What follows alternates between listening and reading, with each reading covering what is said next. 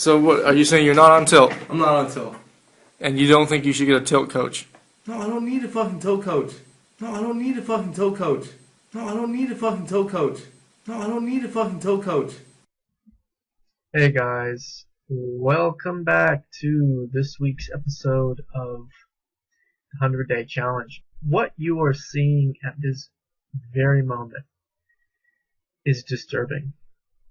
It is a person who is normally quite a good poker player. What's happened is he's gone on tilt, and he has lost his composure completely, and he's freaking out. You fucking sucked out on me. We see this behavior from time to time in players who have the opportunity to Bet on me losing. Why would I fucking cheers be very, very good at what they do and potentially make a considerable amount of money. But what we find happens is that these players, for whatever reason, And then you fucking sucked out on me. will actually lose control of their emotions. We'll play you for any amount, any day. I liken it to a person losing control of their bowel movements, You don't get a stupid picture, you donked me! because it's really pretty close to diarrhea of the mouth. It's like a kid who has had his or her lolly taken away. Bet on me losing. Why would I fucking cheers you? I bet on you 200 for winning. lose. To win. Bet on me 200 to lose! You just gave everybody money for me to lose! Get out of here! Okay, so welcome back. I just wanted to get to the serious part of the prezzo. We know what the ugly face of tilt looks like, unfortunately, from some of the footage that you've just seen. However, there's good news. There are ways in which, as a poker player, you can work on your tilt. You can improve your state of mind. You can improve your outlook. You can improve your overall gameplay. And most importantly, you can improve your winnings. So I've pulled up a couple of books that I wanted to just talk through. Really, really good for getting your head wrapped around how to control your tilt. So the first one is called Zen and the Art of Poker by Larry Phillips. So hence the Buddhist monks. The book's actually set out in a way that goes through, I don't know, something like 100 different rules. Well, actually, I'll tell you right now. Software manage. Yep. Yepers. Yep. Yeah, 100 rules. This is what the book looks like. That's the cover. But anyway, there's a couple rules that that I outlined, which I thought would be a good starting place for you if you feel like you're one of those people that's struggling with tilt in your game, or maybe you're just struggling with getting a bit too emotional at work. A couple of these tools are actually, or these concepts are actually quite universal. The first one says, if you've been folding a lot for a long time in the game, and you're starting to think that maybe it's time you got in and played a few hands again, that's not a good enough reason to keep folding. So this is basically just talking about this idea that when you sat down at the table, you had a game plan. Stick to that game plan. Obviously, if the blinds start to get a bit larger and your stack starts to get a bit shallower relative to the blinds, you have to open up and start playing more hands. But in those early stages, it's just really important you stick to your game plan. If you said that you were going to stay fairly tight and only work the button, well, then that's what you should be doing. Next one is one that I've actually been working on for quite a while. It says learn to occupy yourself while you're not playing. So rather than just sitting there and listening to music or not paying attention to the game, you really should take that time in between hands to focus on what the other players are doing.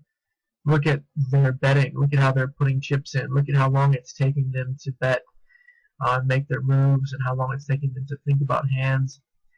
look at their faces when they look at their whole cards, when the cards are being dealt. You can listen for tone of voice. You can look for facial reactions and things like that when the flop comes out. So there's a lot of things that you can be doing while you're not in the game, and taking that approach will also help keep you off of your tilt.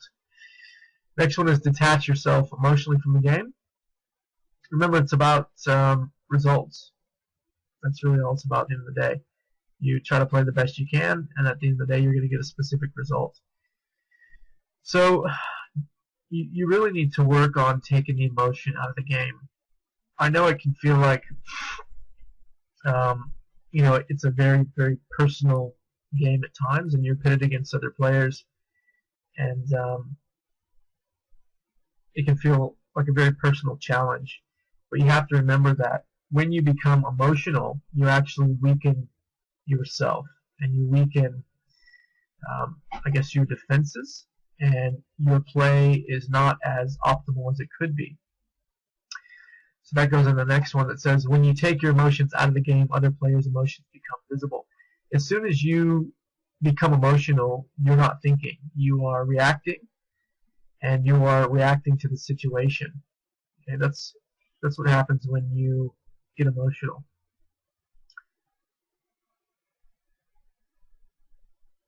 I will put you in this video, Sal.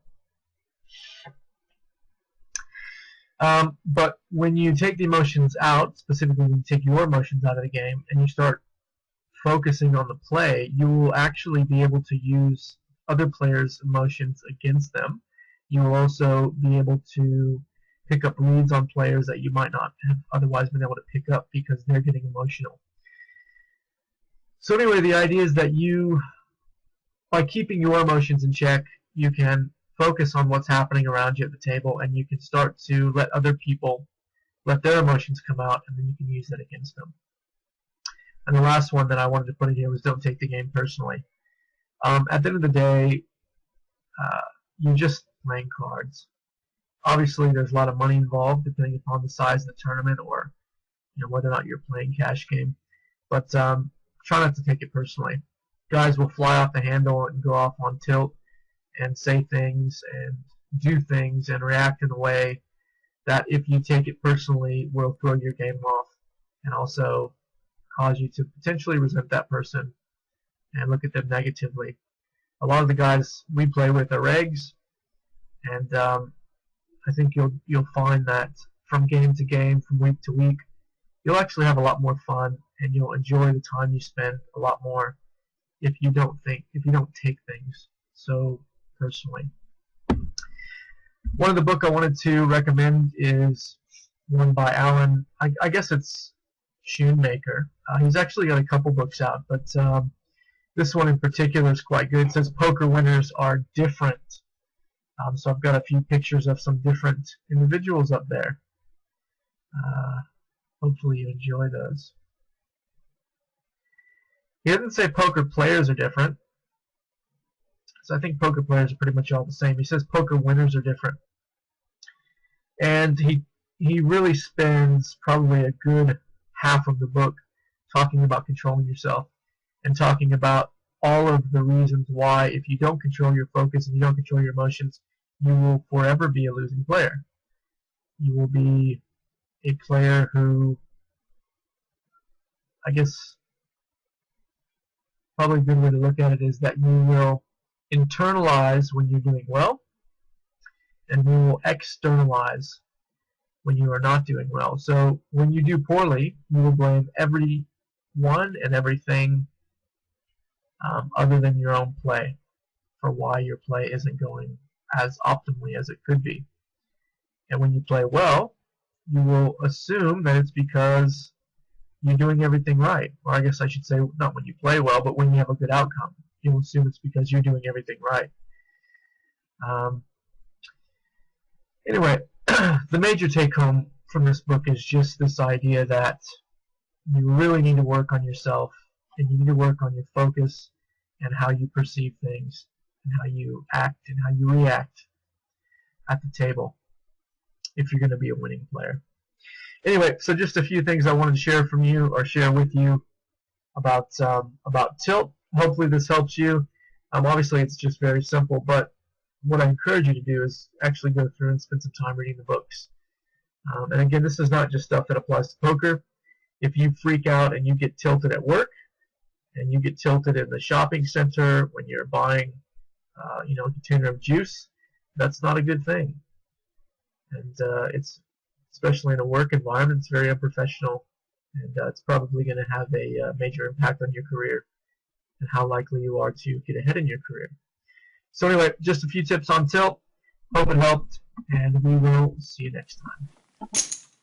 So you're down 84.50 right now. 84.50. Anthony lost 84.50.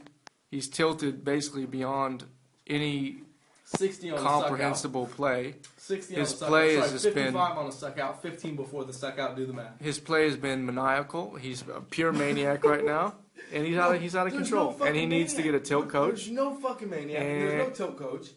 And If this you is wanna this talk is about- the real no, life if you Anthony wanna- Chocolate Dragon after he loses a hand. This is what he turns into. He turns into a fucking monster, a literal monster. If you want to talk about tilt coach, why don't you talk about coach for you not shoving pocket sixes Tilt into coach. a hand that you think might? You didn't even think about it. I'm The putting this on beautiful- YouTube, no, and I want the everybody to beautiful thing know is- here's the this is beautiful tilt. This is thing. tilt. And here's how I know that I can catch you. Here's What happened earlier? I'm just asking, what happened to you? you fucking sucked out on me.